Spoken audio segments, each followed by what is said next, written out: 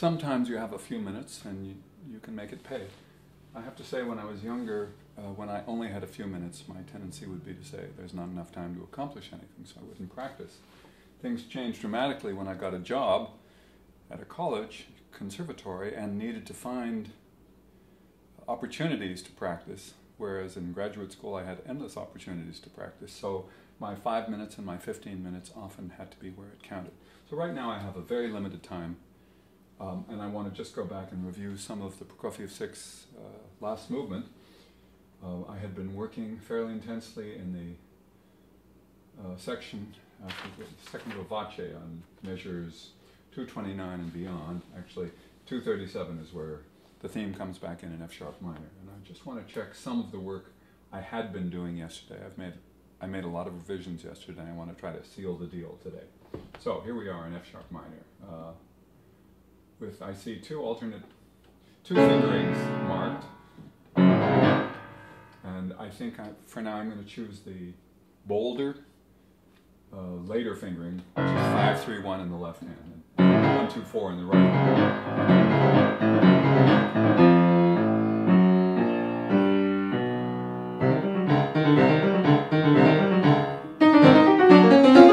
So, it's easy to read this stuff, these recurrences with space between them. The moment,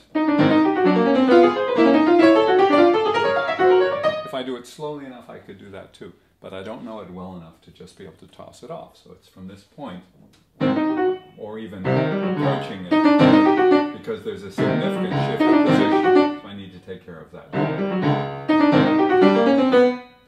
And I did recall remarking on how to position the hands when the left hand comes up.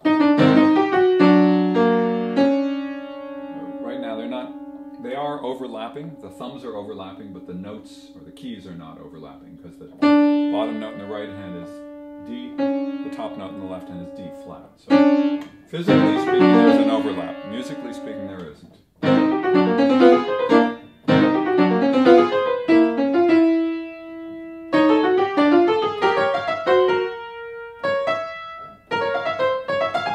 This is interesting because I had addressed it, this issue of having a position followed by a shifting to another slightly different register, going 2-3-1. And I recognized yesterday it was in a different key. Oh, down here in measure 268. The moment I noted that the hand position, the placement on the keyboard was the same, made this a lot easier. So, the 3.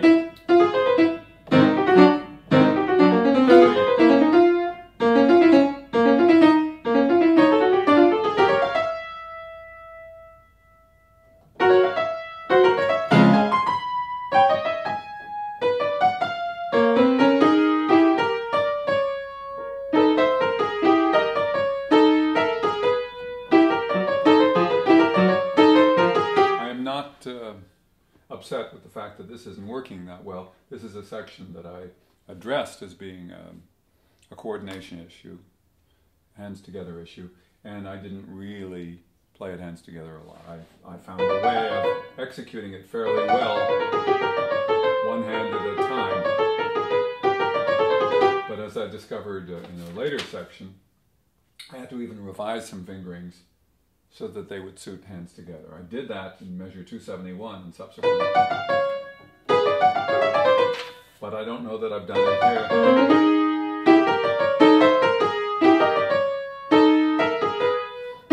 Luckily, the way the left hand is arranged, topologically, this is not nearly as awkward as the subsequent similar parallel section. My left hand is able to toss itself around here quite nicely.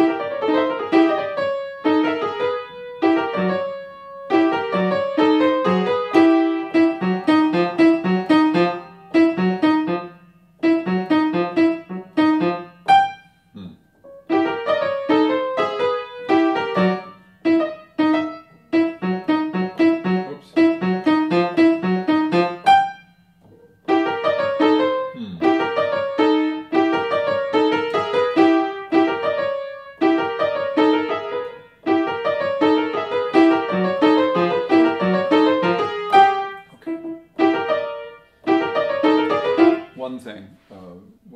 uncoordinated things is you have to make sure what you've automated. You have to decide where your attention doesn't need to be or can't afford to be because you need it primarily focused on whatever the primary challenge is. So right now, the primary challenge is the right hand. It's not going to be forever. It's not going to be a difficulty once I've built in that pattern. But for now, my left hand is a little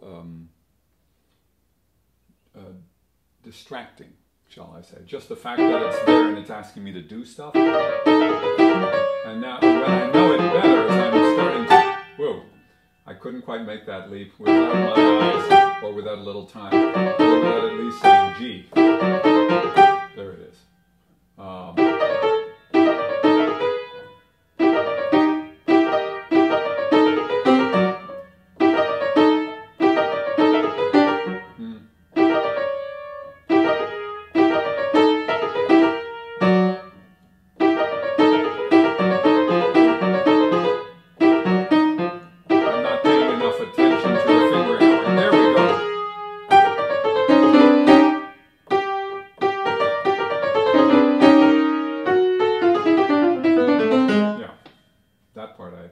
So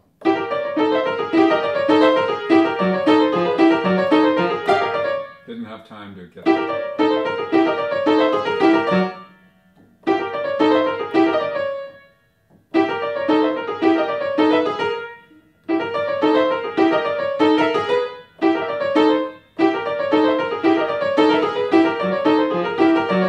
know what, I'm just rushing a little bit too much. For the slight differences in figuration and direction to leave an impression, and that's what I need. They have to be so obvious to me that they're my choices too, not just Prokofiev's.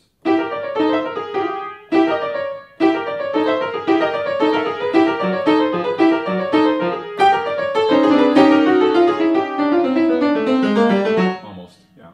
So.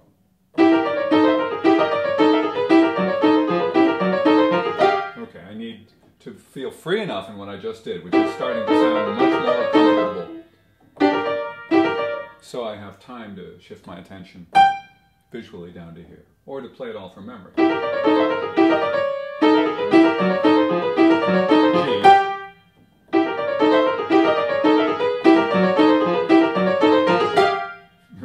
I shifted my attention, but I missed. It's actually quite a fluid gesture to the thumb there. Okay, I'm going to do it much faster. Why?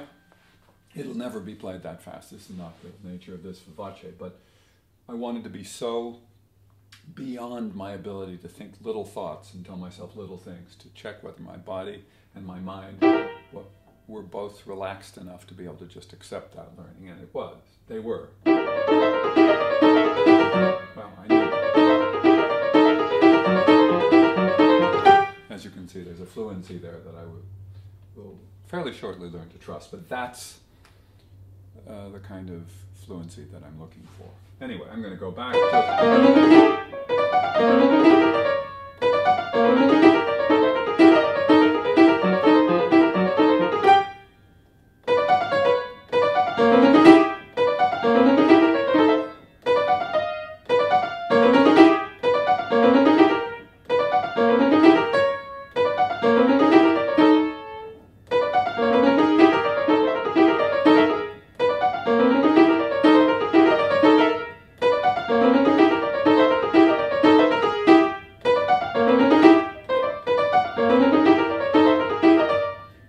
noted many times to myself, to my students, to the camera, how strange, bizarre it is almost that you can pretty well nail something. You can get something to work really well, and then you add the approach, a couple of notes, a couple of measures or whatever, and be totally thrown by the unfamiliarity of the approach as opposed to the actual experience when you're there. So if I start from measure 251, which is this, or measure 250. It's very familiar. Add one measure. Okay. What I did that time is I very consciously started my awareness anew when I got to the familiar place. Here. Oh yes. old friend. How fun. Okay, let's go back. Okay, again, what I'm going to have to get used to is the fact that there are so many shifts in position that it runs the risk that you feel a certain hysteria of attitude. That says, good grief, I'm going all over the place, and feel unable to feel the kind of stability you feel when all is nicely under your hand. So I'm checking the time. I'll quit shortly. Not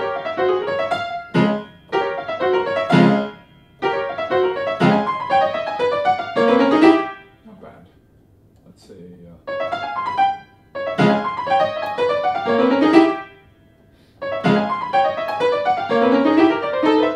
See, and that's an example of that I was so involved in all this transitional stuff that I couldn't settle into that, which is actually rather comfortable. It's got the simplest of second beat fragments with mainly a 4-note descending scale to the thumb. Couldn't be easier. But it comes out of jumping around, so there it is. Whoops. Place on B. Another thing I could point out to myself is that the left hand lands on D flat. The next note in the right hand, the next beat, is B, which is a whole step. Even though it's written as a diminished third, it's just a whole step. And then this goes down to B flat. So, B, one of those octave displacements. Alas, I can't rely on where my right hand is to find the left hand B flat because it's an octave lower. So, but I have, because Prokofiev is nice enough, plenty of time. Nice enough to do it without. So,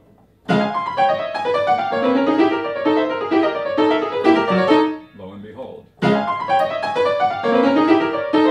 So I hope you're noticing that before your ears and eyes, things are developing more comfort and more fluency, more accuracy.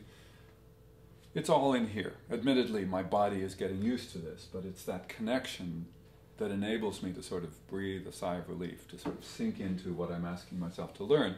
And rather than it being like a foreign object that my body is trying to expel, it's something that my whole being wants to assimilate. So long as there's nothing threatening, then it's much, much easier. So I'm going to go back to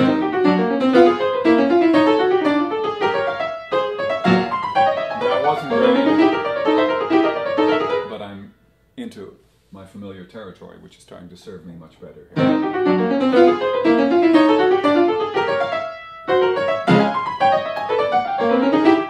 It's not bad. I'm going to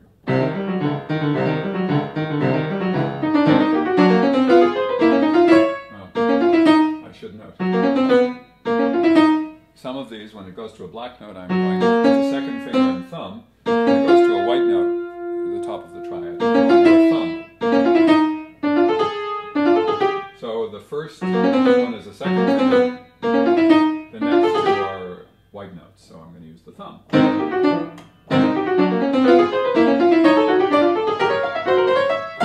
Close.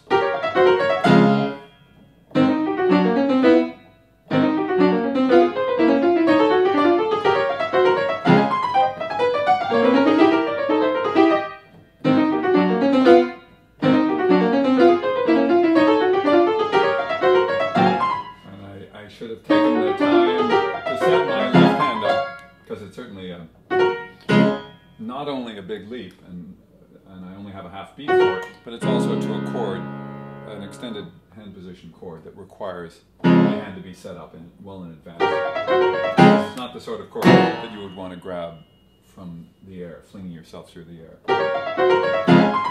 Right.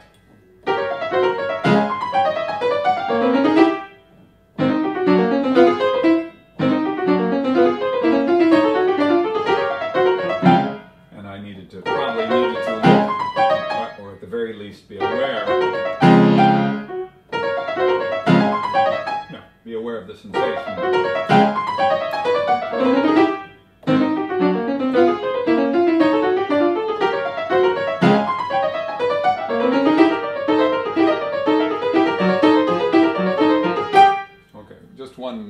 fingering there, but the notes were all there. So.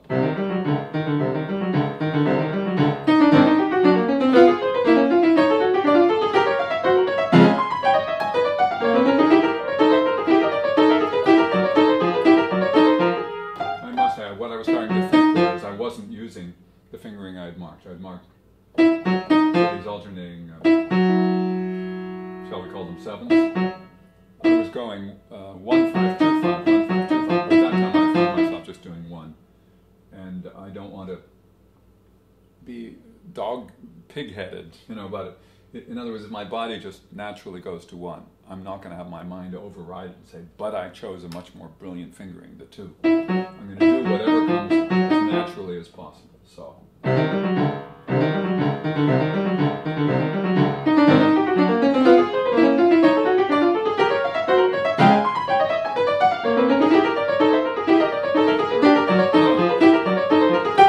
It wasn't bad. I missed a note or so. And I was a little hyper-conscious of that.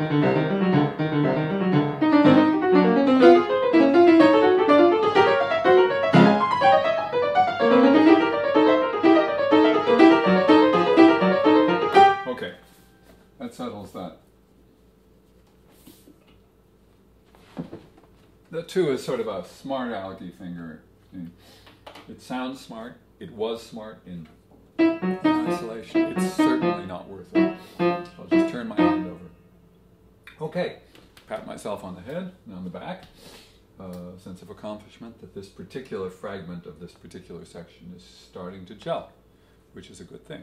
And I can tell why it's gelling, because I'm filing away elements of it that become automatic and trustworthy, and that the jumping around, there are certain areas where I need to concentrate, and I'm concentrating on the right things, and that gives me that sense of fluency.